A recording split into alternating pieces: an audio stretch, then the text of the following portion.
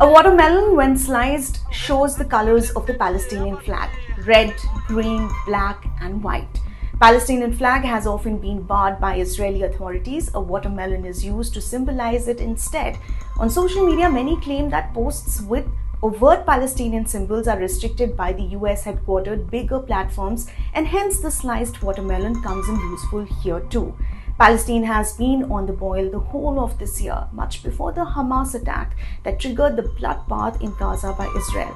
In January, Israeli National Security Minister Itamar Ben-Gvir claimed he had instructed the police to tear down any Palestinian flags flown publicly after a terror convict waved the flag after his release from prison, the Times of Israel reported.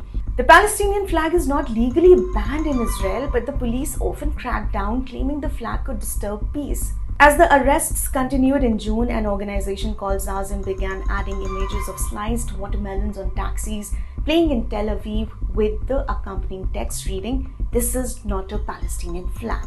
Another prominent example is the work of Palestinian artist Khalid Hourani, who in 2007 painted a slice of watermelon for the Subjective Atlas of Palestine project.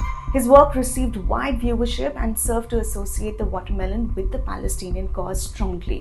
What is less clear, however, is how the watermelon first came to be used in protests. While many Western media organizations have reported that it was a prominent symbol of resistance during the first Intifada, Arab news websites and blogs have contradicted this. After the 1967 Arab-Israeli War, Israel occupied West Bank and Gaza and criminalized public displays of Palestinian flag.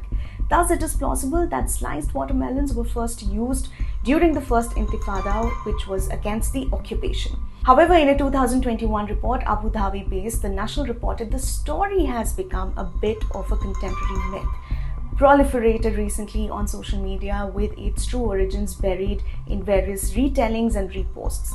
Decolonized Palestine, a website claimed to be run by two Palestinians living in Ramallah, says there is no mention at all of this practice in the literature of the first Intifada. There are references to people using the watermelon as an example of the banned color combination, but none of the widespread use of watermelon slices as a political statement or as a substitute of a Palestinian flag. In fact, many of those who mention the first Intifada rely heavily on two sources: a 1993 New York Times report and a story involving artists Slimane Mansour, Nabil Anani and Issam Badr. As the National reports, an exhibition by the artist in 1980 was shut down by the Israeli army as the artworks were deemed political and bore the Palestinian flag and its colors. Confronting the officer, Badr asked, "What if I just want to paint a watermelon?" To which he replied, "It would be confiscated." The NYT article, written after Israel and Palestine recognized each other as part of the Oslo Accords and displaying the Palestinian flag was no longer criminal, said, quote unquote, "In the Gaza Strip, where young men were once arrested for carrying sliced watermelons, thus displaying the red, black, and green Palestinian colors, soldiers stand by as processions march by waving the once banned flag." However, the director of the Government Press Office Jerusalem wrote to the newspaper saying, quote unquote, "Having investigated the matter with the proper authorities, I can state that such arrests have never been official Israeli policy.